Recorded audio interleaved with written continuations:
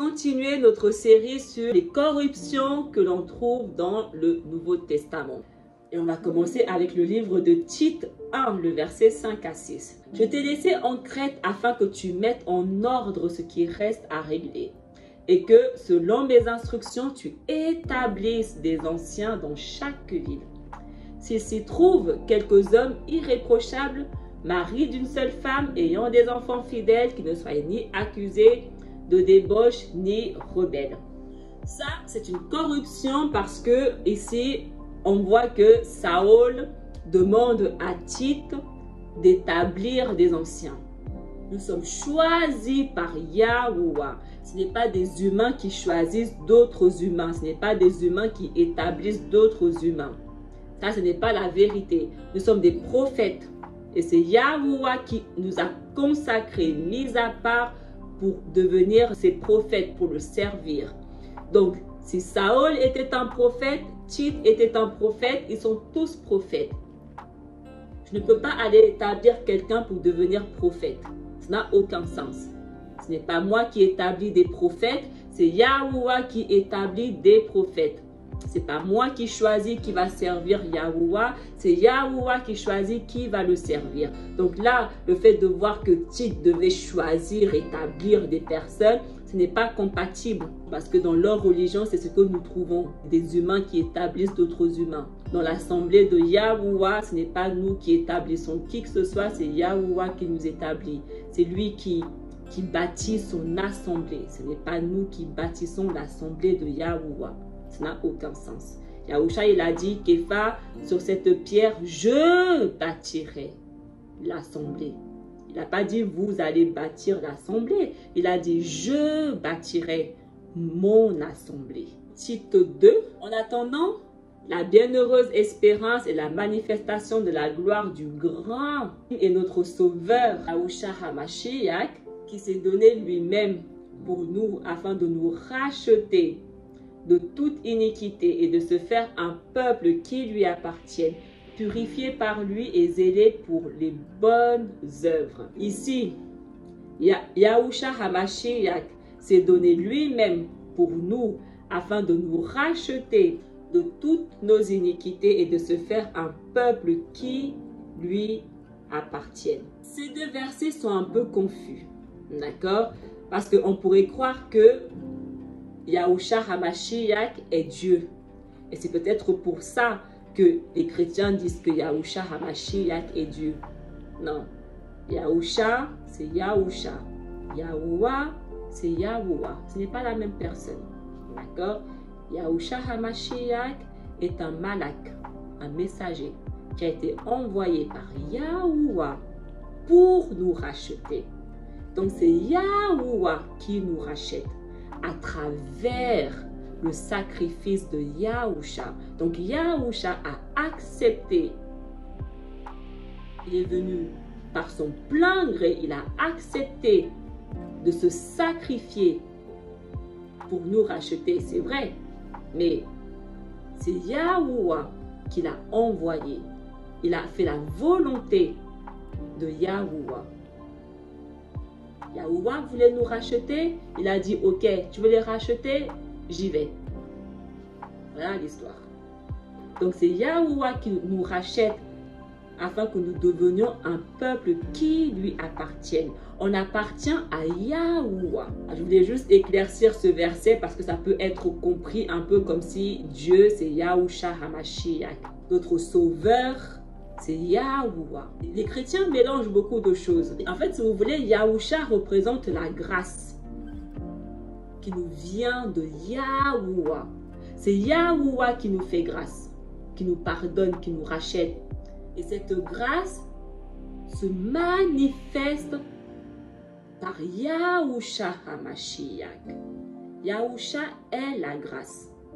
Donc là, on peut comprendre que le peuple en question, c'est Yasharal, parce que dans le Tanakh, il est écrit que c'est la nation de Yasharal qui appartient à Yahuwah. C'est ce qu'il dit. Je vous ai mis à part afin que vous m'apparteniez. Donc on voit que le peuple ici, c'est Yasharal. Donc on comprend que Yahusha s'est donné pour nous racheter, pour racheter Yasharal. Donc il est mort pour racheter Yasharal, pas pour racheter tout le monde entier qui veut pas, comme le disent les chrétiens. C'est pas la vérité. Yahusha ne sauve pas qui veut, il sauve, il est le sauveur de Yasharal. 1 Pierre 2, mais vous, vous êtes un peuple élu, une communauté de rois, de prêtres, une nation mise à part, un peuple que Yahuwah a pris pour sien, pour que vous célébriez bien haut les œuvres merveilleuses de celui qui vous a appelé à passer des ténèbres à son admirable lumière. Donc on voit que le peuple en question, c'est uniquement Yasharal, parce que c'est ce que le Tanakh dit. On peut voir aussi dans le livre d'Ésaïe, le peuple qui marchait dans les ténèbres a vu se lever une grande lumière. Et on voit que ce peuple, c'est le peuple élu, une assemblée de rois et de prêtres. C'est ce que le livre d'Apocalypse dit. Tu nous as rachetés afin que nous soyons des rois et des sacrificateurs et que nous régnions. Donc ce peuple-là sont les mis à part, les 144 000, Yasharal. Quand on commence à comprendre, on commence à voir que, ok, le Nouveau Testament, ça parle que de Yasharal. Si on lit 2 Chroniques, si alors mon peuple qui est appelé de mon nom s'humilie, prie et recherche ma grâce, s'il se détourne de sa mauvaise conduite, moi je l'écouterai du ciel, je lui pardonnerai ses péchés et je guérirai son pays. Là c'est Yahuwah qui dit, si mon peuple, qui est ce peuple? Yasharal. Si on lit 2 Chroniques, ça parle que de Yasharal. Si Yasharal, qui est appelé de mon nom, s'humilie, prie et recherche ma grâce, s'il se détourne de sa mauvaise conduite, moi je l'écouterai du ciel, je lui pardonnerai ses péchés et je guérirai son pays. Yahuwah, il pardonne les péchés de son peuple. Yasharal. 1 Timothée 1. À Timothée, mon enfant légitime, en la foi, que la grâce, la miséricorde et la paix te soient données de la part de Yahuwah, le Père, et de Yahusha Mashiach, notre Adon. Je te rappelle l'exhortation que je te fis à mon départ pour la Macédoine, lorsque je t'engageais à rester à Éphèse, afin de recommander à certaines personnes de ne pas enseigner d'autres doctrines. Les chrétiens enseignent littéralement d'autres doctrines. Ils n'ont pas le droit de faire ce qu'ils font, mais ils le font. Ils enseignent des doctrines différentes. Ils ont un Messie différent, qui est à la fois leur Messie et leur Dieu, Jésus. C'est différent de la vérité. Yahusha ne s'est jamais appelé Jésus. Donc, lorsque les chrétiens viennent dire que Jésus est le chemin, la vérité et la vie, ce n'est pas la vérité, ça s'appelle un mensonge. C'est un mensonge parce que le prénom Jésus est apparu dans les années 1600. La lettre J n'existait pas avant. Cette lettre est apparue dans l'alphabet au XVIe siècle. Donc le prénom du Messie ne pouvait pas contenir cette lettre J. Donc le Messie, quand il était sur terre, son prénom ne contenait aucun J dedans. Donc son nom n'est pas Jésus. Donc venir dire que la vérité, la vie, c'est Jésus, cela s'appelle littéralement un mensonge. Donc le chemin, la vérité et la vie, c'est le prénom qui était avant que le prénom Jésus existe. C'est ce prénom-là qui est la vérité, le chemin et la vie. Donc, les chrétiens enseignent des doctrines différentes. Ils ne sont même pas capables de garder le prénom du Messie. Voilà à quel point leur doctrine est carrément différente. Et ils disent que ce Messie, c'est le Père qui est venu, qui a pris un corps humain, qui est descendu sur terre, lorsque dans la Bible, il n'y a aucun verset qui dit ça. Mais par contre, la Bible entière dit que le Messie est le Fils du Père. Le Messie lui-même de sa bouche, il dit que c'est le Père qui m'a envoyé. Mais ils font les sourds, ils disent non, Non, tu n'es pas le Fils. Non, on ne veut pas t'écouter. Non, tu es le Créateur. Tu es le Père. C'est toi-même le Père. Non. Alors que le Fils, il dit, mais non, moi, je ne fais pas ma volonté. Moi, on m'a envoyé et je suis venu. Mais les chrétiens, ils disent, non, c'est toi-même le Créateur. C'est toi-même le Père. Ils sont fous, ces gens. Ils sont fous. Ils sont à l'ouest, ils sont perchés. À ce stade, il faut être perché.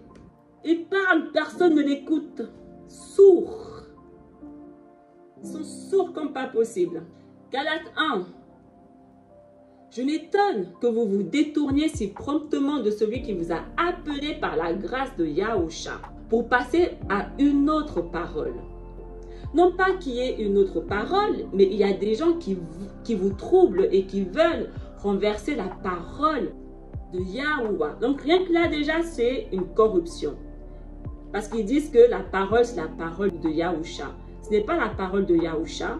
Donc rien que là déjà, on voit comment c'est eux-mêmes qui trompent. Ils trompent et ils veulent essayer de faire aux gens que on est en train de vous tromper, mais si quelqu'un vient essayer de vous dire qu'on vous trompe, il ne faut pas les écouter. Ils veulent vous faire passer par la vérité, alors que nous, on veut que vous restiez dans notre mensonge. Ne les écoutez pas, ces personnes-là, ils vous mentent. Voilà exactement ce qu'on trouve dans ce verset. Ce n'est pas la parole de Christ, c'est la parole de Yahuwah, du Père. Et quand nous-mêmes, quand un messager du ciel annoncerait une autre parole que celui que nous avons prêché, qu'il soit anathème. Nous l'avons dit précédemment et je le répète à cette heure. Si quelqu'un vous annonce une autre parole que celui que vous avez reçu, qu'il soit anathème. Magnifique. Parce que les chrétiens seront tous anathèmes. Parce qu'ils annoncent une parole différente de celle du Père. Ils savent très bien. 1 Thessaloniciens 2. Après avoir souffert et reçu des outrages à Philippe, comme vous le savez, nous prîmes de l'assurance en Yahuwah pour vous annoncer la parole de Yahuwah au milieu de bien des combats. Vous voyez? Un coup, c'est la parole de Christ, un coup, c'est la parole de Yahuwah. Quelle est la vérité, les chrétiens? Parce que vous dites que si quelqu'un vient vous annoncer une parole différente que celle que vous avez reçue, cette personne-là est anathème. Quelle parole chrétien vous avez reçue? Est-ce que vous avez reçu la parole de Christ ou est-ce que vous avez reçu la parole de Yahuwah? Quelle parole? Quel évangile? Quel est votre évangile que vous défendez? L'évangile de Christ ou l'évangile de Dieu? Même vous, vous ne savez même pas quel évangile vous prêchez. Vous êtes perdu. Même vous, vous ne savez même pas si le Fils est le Père ou le Père est le Fils. Vous mélangez tout parce que vos leaders vous trompent. La confusion ne vient pas de Yahuwah, mais uniquement du diable. Dès le moment où il y a une confusion, c'est l'œuvre du diable. Le Père n'est pas confusion. Dans le Nouveau Testament, il y a de la confusion. Donc ça nous indique que Satan a mis son grain de sable là-dedans. Et c'est comme ça que la religion chrétienne a été créée. Que à cause de la confusion qu'il est venu semer dans la Bible. Je vous mets au défi, chrétiens, d'aller me trouver dans le Tanakh, l'évangile de Christ. Allez dans le Tanakh, nous trouver des versets qui parlent de l'évangile de Christ. Vous devez toujours vous référer au Tanakh. Chose que vous ne faites pas parce que vous savez que dès le moment où vous commencerez à vous référer au Tanakh, vous verrez que votre religion est un produit du diable.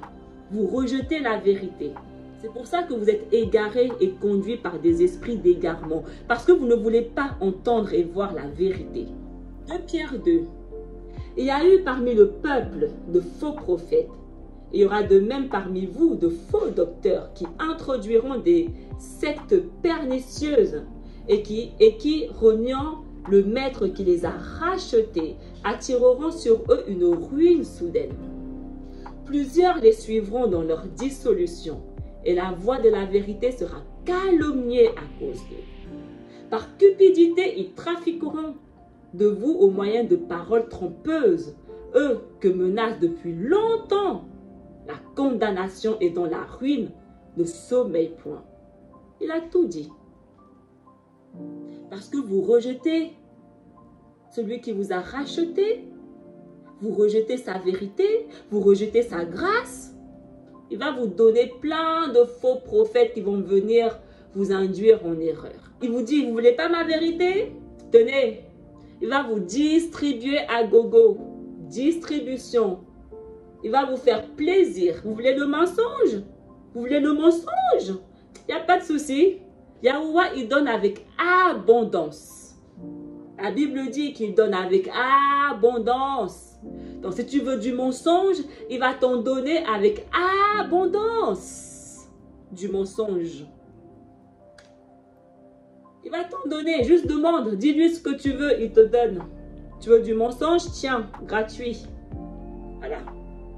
La Bible dit, par cupidité, ils trafiqueront de vous au moyen de paroles trompeuses. Eux que menace depuis longtemps la condamnation et dont la ruine ne sommeille pas. Les païens savent déjà qu'ils sont condamnés, ils n'ont rien à perdre. Ils n'ont rien à perdre, ils savent déjà que leur sort est jeté. Ils savent, les chrétiens savent déjà. Vos leaders chrétiens savent déjà, ils savent. Heureux ceux qui ont faim et soif de la justice, car ils seront rassasiés.